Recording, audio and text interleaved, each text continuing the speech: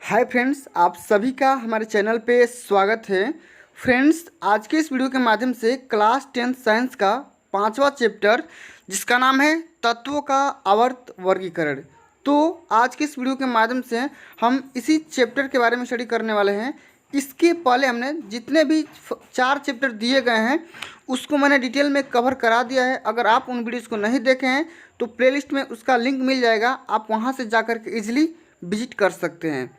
लेकिन हम आज के इस वीडियो के माध्यम से हम इस तत्वों का आवर्त वर्गीकरण जो आपका 5वां चैप्टर है, हम इसी चैप्टर के बारे में डिटेल से डिस्कस करेंगे। वीडियो बहुत ही ज़्यादा मोस्ट इंपॉर्टेंट है और आज की इस वीडियो के माध्यम से हम समझ जाएंगे कि जो भी आपकी पीरियोडिक टेबल है किस तरीके से उसमें तत्व को मतलब कि रखा गया है, कौन कौन से तत्व नहीं थे, कितने तत्वों को खोजा गया है, पूरे यहाँ पे हम सारी चीज़ों का डिटेल्स हम इसी वीडियो के माध्यम से करने वाले हैं। तो वीडियो बहुत ज़्यादा मोस्ट इंपॉर्टेंट, वीडियो को छोड़ के मत जाना, वीडियो को शुरू से एंड तक जरूर देखना। उसके पहले वीडियो को लाइक कर देना, चैनल पे नए आए हैं तो चैनल को सब्सक्राइब करके साथ में सारे बेल आइकन भी प्रेस जरूर कर देना। तो चलिए आज की इस धमाकेदार वीडियो को बिना किसी देरी के स्टार्ट करेंगे और यहाँ पर समझेंगे कि तत्व क्या होते हैं। सबसे पहला टर्म यहाँ पे क्या आया है, पहले हम चैप्टर के बारे में समझते हैं कि ये चैप्टर का नाम ये ऐसा क्यों पड़ा, तत्व का आवर्त वर्गीकरण। तो यहाँ पे समझो एलिमेंट क्या होते हैं भैया।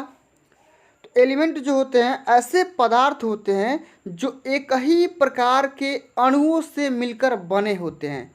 क्या बोलेंगे, मैंने पिछले क्लास में भी मैंने तत्व के बारे में जिक्र किया था, लेकिन यहाँ भी कर लेते हैं।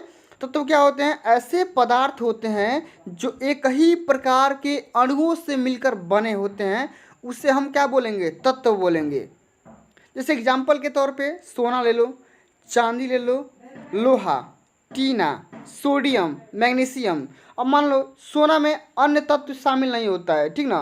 तो सोने के जो भी मतलब सेम पार्टिकल होंगे, ठीक ना, तो सेम पार्टिकल से जो भी तत्व या जो भी परमाणु बनेंगे उसे हम क्या बोलेंगे, तत्व बोलेंगे। समझ में आ गया। अब देखो यहाँ पे अगला जो पहली लाइन लिखी गई इसमें यह लिखा गया है कि हमारे आसपास के पदार्थ तत्व मिश्रण एवं यौगिक के रूप में उपस्थित है। देखो हमने अभी अपने अगल बगल जो भी चीज़ें देख रहे हैं, जैसे मान लो पानी देख रहे हैं, तो पानी ये क्या हो जाएगा, एक मिश्रण हो जाएगा, एक यौगिक हो जाएगा। समझ रहे हो। अभी मैंने अगर दूध ले लिया, दूध में अगर पानी डाल दोगे तो क्या हो जाएगा, एक मिश्रण बन जाएगा। समझ पा रहे हो। इसी तरीके से तत्व क्या होता है भाई, तो तत्व जो होता है एक ही प्रकार के अणुओं से मिलकर बनने ऐसे पदार्थ होते हैं जिन्हें हम क्या बोलेंगे, तत्व कहते हैं। सोना, चांदी, मैग्नीशियम, सोडियम, ये सब क्या हो जाएंगे, तत्व हो जाते हैं। अब यहाँ पे देखो अभी तक कितने तत्वों को खोजा गया है, तो देखो अभी तक कुल 118, कितने मैंने पीछे भी बताया था, अभी तक कुल 118 तत्वों को खोजा जा चुका है, ठीक ना। जिसमें 91 आपके क्या हो जाएंगे, मेटल हो जाएंगे। 91 कितने कौन से हैं, मेटल हैं, और बाकी जितने हैं वो नॉन मेटल या मेटलाइट्स हैं, मैंने बताया था, ठीक ना। अब धातु और अधातु क्या होता है, इसके लिए मैंने क्लास 10th का जो साइंस का 3rd चैप्टर है, तीसरा चैप्टर जो है धातु एवं अधातु वाला ही है, मैंने उसमें बहुत ही डिटेल से समझाया है कि धातु क्या होती है, अधातु क्या होते हैं, धातुओं का भौतिक गुणधर्म क्या होता है, रासायनिक गुणधर्म क्या होता है, अधातुओं का भौतिक गुणधर्म क्या होता है, उनका भी मतलब कि रासायनिक गुणधर्म क्या होता है, मैंने बहुत ही डिटेल में समझाया है। तो एक बार प्लेलिस्ट चेक जरूर कर लेना, ठीक ना। अब यहाँ पे हम अगला टॉपिक समझते हैं कि वर्गीकरण की आवश्यकता क्यों पड़ी। मान लो ये तत्व मैंने 118 खोज दिए, 118 वैज्ञानिकों के द्वारा ये तत्व खोज दिया गया, लेकिन बात यहाँ पे ये आती है कि इन तत्वों को वर्गीकरण मतलब क्लासिफिकेशन की आवश्यकता क्यों पड़ी, वो भी आवर्त के माध्यम से, पीरियोडिक के माध्यम से, मतलब कि सजा के रखना। देखो इसलिए मतलब ये आवश्यकता पड़ी, जैसे मान लो जो भी, मान लो एक सपोज कर लो जो भी फैमिली मेम्बर हैं, कोई छोटा बच्चा है, कोई एडल्ट है, कोई बूढ़ा है, कोई औरत है, तो जितने भी एक कैटेगरी के लोग हैं उनको एक जगह रख दिया गया, जितने भी बूढ़े हैं उनको एक जगह रख दिया गया, जितने भी औरतें हैं उनको एक जगह रख दिया गया, क्लासीफाई कर दिया गया, ताकि जिनका जिनका मतलब गुण एक साथ एक जैसा मिलता है उनको अलग अलग रख दिया गया। इसीलिए हम क्या करेंगे, ताकि तत्वों को पहचानने में, चुनने में उनकी आवश्यकता जैसे हिसाब से पड़ती है, उसको यूज करने में कोई दिक्कत ना हो। समझ में आ रहा है कि नहीं? आइए ध्यान से समझते हैं कि वर्गीकरण की आवश्यकता ये पड़ी क्यों। तो तत्व को सुव्यवस्थित ढंग से पढ़ने के लिए तथा उनके अध्ययन को आसान बनाने के लिए उनको वर्गीकृत किया गया। देखो, हम तत्व जितने भी हैं 118, इस तत्व को हमने वर्गीकरण इसलिए किया ताकि जो बच्चे आएंगे पढ़ने के लिए, इसके बारे में अगर नॉलेज लेना चाहेंगे तो इजीली नॉलेज ले सकते हैं। ठीक, और स्टडी को आसान बनाने के लिए, इजी स्टडी करने के लिए हमें इस तत्व की वर्गीकरण की आवश्यकता पड़ी। ठीक, अब इसमें कई सारे वैज्ञानिकों ने अपना अपना नियम दिया, अपना अपना मत रखा, अपनी अपनी नियम कानून दिया, अपना अपना रूल दिया कि भैया तत्व को इस तरीके से रख सकते हैं, तत्व को इस तरीके से रख सकते हैं। बहुत सारे नियम दिए, लेकिन उसमें कुछ ना कुछ फॉल्ट रह गया। तो जैसे जैसे वैज्ञानिक आए अपना नियम दिए और अन्य वैज्ञानिक भी बाद में आए, उनके नियम को गलत साबित करके या उनके नियम में कुछ सुधार करके चीज़ों को इम्प्रूवमेंट किया। तो उसको हम डिटेल में समझेंगे, ठीक ना। तो सबसे पहले यहाँ पे आते हैं डोबरनियर। ये एक साइंटिस्ट हैं और इन्होंने अपना एक नियम दिया, डोबरनियर का त्रिक नियम। ठीक, यहाँ पे डोबेराइनर लिखा है, ठीक ना, कोई दिक्कत नहीं है। तो डोबेराइनर के त्रिक जो नियम होता है, त्रिक नियम में इसमें यह बोला गया है कि जब तत्वों को उनके बढ़ते हुए परमाणु भार के अनुसार क्रमवार लगाया जाए तो 3 तत्वों के समूह प्राप्त होते हैं। ये वैज्ञानिक साहब ये बोल रहे हैं कि कोई भी तत्व है, कोई भी एलिमेंट है, उनको अगर बढ़ते हुए परमाणु भार जितना इसका है, अगर बढ़ते हुए मान लो इसका 10 है, फिर 12 है, फिर 15 है, तो ऐसे अगर बढ़ते हुए क्रम के अनुसार रखेंगे तो 3 ऐसे समूह प्राप्त होंगे, ठीक ना, जिन्हें हम त्रिक कहेंगे, जिन्हें हम क्या बोलेंगे, त्रिक कहेंगे। उस समूह को हम क्या बोलेंगे, त्रिक बोलेंगे। अब त्रिक के मध्य तत्व का परमाणु भार जो होगा अन्य 2 तत्वों के परमाणु भार का माध्य होता है, मीडियन होता है। समझ लो ये यहाँ पे 3 तत्व यहाँ पे दिखाए गए हैं।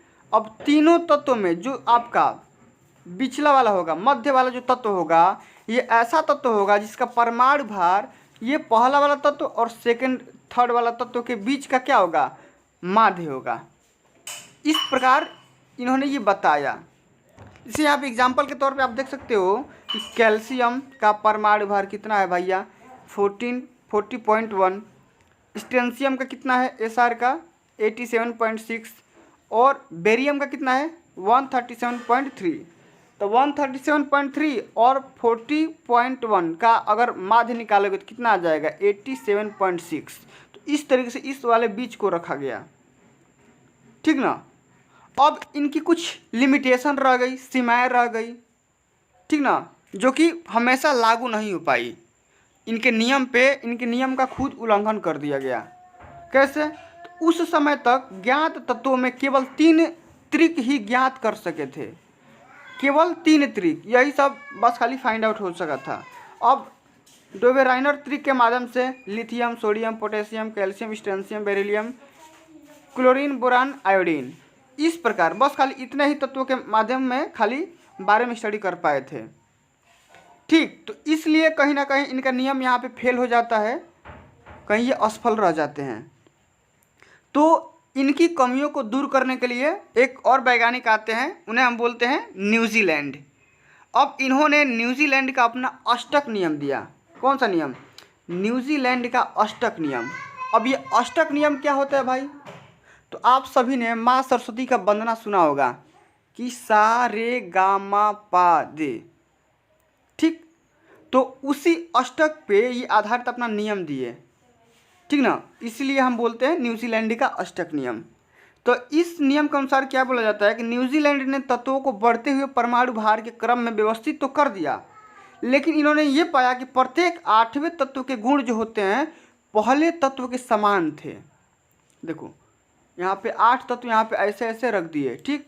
लेकिन इन्होंने ये देखा कि 7 जो तत्व रख रहे हैं कोई दिक्कत नहीं है, लेकिन जो 8वां तत्व यहाँ पे ये रख रहे हैं साहब जी, तो होता क्या है कि 8वां जो तत्व है पहले तत्व से एकदम सेम टू सेम फिनोमेना रख रहा है, सेम टू सेम गुण रख रहा है, तो थोड़ी सी यहाँ पे दिक्कत आ रही थी। ठीक, अब यहाँ पे इसकी तुलना संगीत के अष्टक से की गई। ठीक, इसीलिए इन्हें क्या बोला गया, अष्टक का सिद्धांत कहा गया। ये पेपर में पूछता है कि न्यूजीलैंड के अष्टक नियम के बारे में लिखिए। ठीक ना। अब एग्जाम्पल के तौर पे यहाँ पे देख सकते हो कि लिथियम और सोडियम, लिथियम और सोडियम। तो लिथियम का और सोडियम का जो भी गुण होता है, क्वालिफिकेशन होता है, इसका क्वालिटी होता है, वो क्या होता है, एक समान होता है। ठीक ना, यहाँ पे ये पाया गया। इनकी लिमिटेशन क्या रहेगा भैया कि यह नियम केवल कैल्शियम धातु यानी कि हल्के तत्वों तक लागू होता है। ये जो नियम है न्यूजीलैंड का अष्टक नियम, ये खाली हल्का धातु, कैल्शियम के प्रकार के धातु, ठीक ना, तो कैल्शियम जैसे धातु के बारे में ये लागू होता है। नए तत्वों के गुण जो होते हैं इस सारणी से मेल नहीं खाते हैं। नए तत्वों के जो भी गुण आते हैं, नए तत्व मतलब जो भी अभी नए नए सर्च किए जा रहे हैं, ठीक ना, उन तत्वों के जो गुण होते हैं इस सारणी के माध्यम से मेल नहीं खाते हैं। अब सारणी में तत्वों को समंजित करने के लिए न केवल दो तत्वों को एक साथ रख दिया, बल्कि असमान तत्वों को जिनके गुण कोई समानता नहीं थी एक साथ एक ही स्थान में रख दिया। ये तो गलत है भाई। एक घर एक आदमी के लिए बनाया गया है, तो आप दो आदमी को एक घर में नहीं रख सकते हैं। तो यहाँ पे कहीं ना कहीं ये भी फेल हो जाते हैं। अब यहाँ पे देखो, यहाँ पे पूरा बताया गया है बात। देखो, सा रे गा मा पा धा नी, ये 8 है। कितने हैं? अब यहाँ पे फिर जो अगला आएगा 8वां, ये सा वाला आ जाएगा। तो सा वाला आ जाएगा तो फिर ये एक ही क्वालिटी का बताने लगेगा, गुण उसका सेम हो जाएगा, उसका जो भी गुणधर्म होगा एकदम सेम सेम होने लगेगा। तो इसको क्या किया, फिर उसको यहाँ पे रख दिया, ठीक ना, इस तरीके से hydrogen, lithium, beryllium, boron, carbon, nitrogen, oxygen, इस तरीके से। समझ गए कि नहीं? तो ये भी कहीं ना कहीं फेल हो जाते हैं। अब इनके बाद एक और आते हैं वैज्ञानिक जिनका नाम है मेंडलीफ। अब इन्होंने अपना कुछ अच्छा सा यहाँ पे आवर्त सारणी के बारे में कुछ डिस्कस दिया, तो उसे हम बोलते हैं मेंडलीफ की आवर्त सारणी। क्या बोलते हैं? मेंडलीफ की आवर्त सारणी। ठीक, इससे भी क्वेश्चन पेपर में पूछे जाते हैं।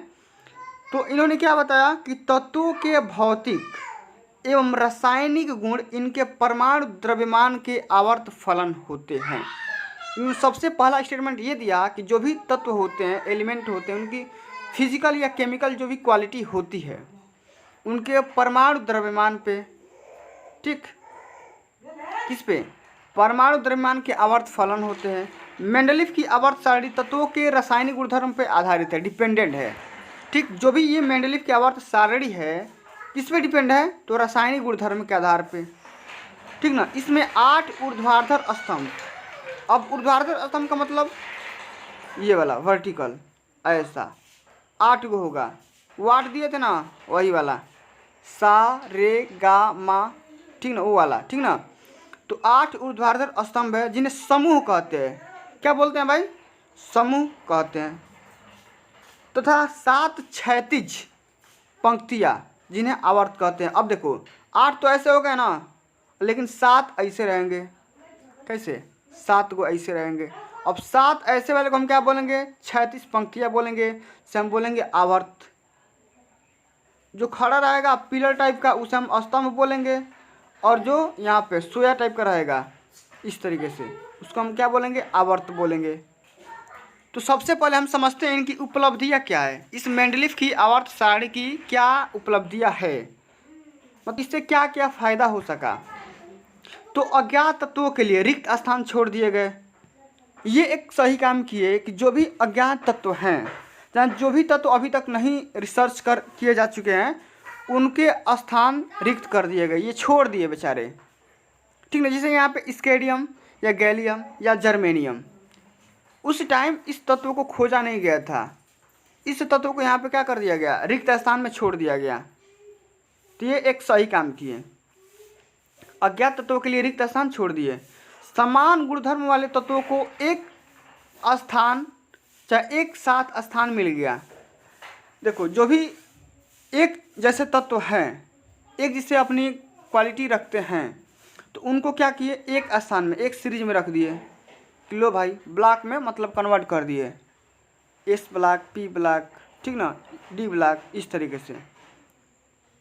अब देखो पिछली व्यवस्था को छेड़े बिना ही, पिछली व्यवस्था मतलब न्यूजीलैंड वाला, न्यूजीलैंड के जो भी व्यवस्था है उसको बिना डिस्टर्ब किए ही ये अक्रिय गैसों का पता लगने पर इन्हें अलग समूह में रखा जा सकता था। जो भी अक्रिय गैसें हैं उन्हें अलग समूह में हम रख सकते थे। तो ये इनकी क्या हो जाएगी, उपलब्धियाँ हो जाएगी 3। लेकिन इनकी भी कुछ ना कुछ लिमिटेशंस हैं, सीमाएं हैं, उसको समझ लेते हैं।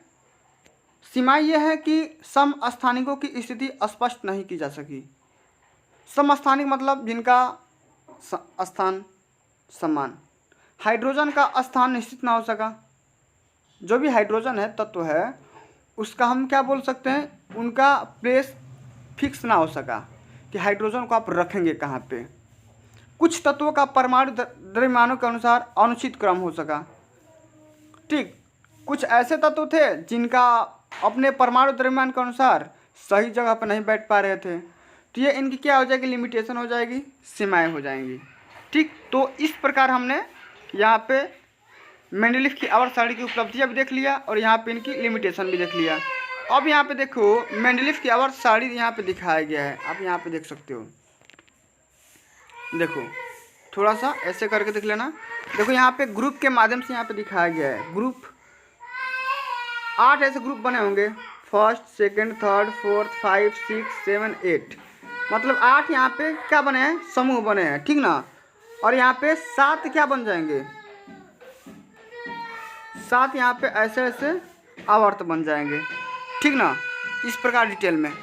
अब यहाँ पे समझो कि जो भी यहाँ पे ग्रुप हैं, first group, second group, third group, fourth group, 5 group, 6 group, 7 group, इस प्रकार हमने तत्वों को यहाँ पे रखा, ठीक ना। और यहाँ पे सीरीज के माध्यम से भी बहुत सारे तत्वों को यहाँ पे बहुत बढ़िया से रखा, समझ गए, इस प्रकार। तो फ्रेंड्स हमने आज की इस वीडियो के माध्यम से बस खाली ये चर्चा किया कि आवर्त सारणी क्या होते हैं, मेंडलीफ की आवर्त सारणी, न्यूजीलैंड का, डोबरनियर का, ठीक ना, इन सभी के बारे में हमने डिटेल से डिस्कस कर लिया। लेकिन आगे जो हमारा अगला लेक्चर आएगा वो हम समझेंगे आधुनिक आवर्त सारणी, ठीक ना। आधुनिक आवर्त सारणी के बारे में हमने आगे जो भी लेक्चर आएंगे उसके बारे में बताएंगे बढ़िया से। फ्रेंड्स आज के लिए बस इतना ही, मिलते हैं अगली वीडियो में। अगर ये वीडियो आपको अच्छी लगी होगी, हेल्पफुल लगी तो वीडियो को लाइक करना, ज़्यादा से ज़्यादा इस वीडियो को शेयर करना, और अभी तक आपने मेरे चैनल को सब्सक्राइब नहीं किया है तो सब्सक्राइब करके साथ में सारे बेल आइकन प्रेस कर लो। मिलते हैं अगली वीडियो में, तब तक के लिए जय हिंद, जय भारत, वंदे मातरम।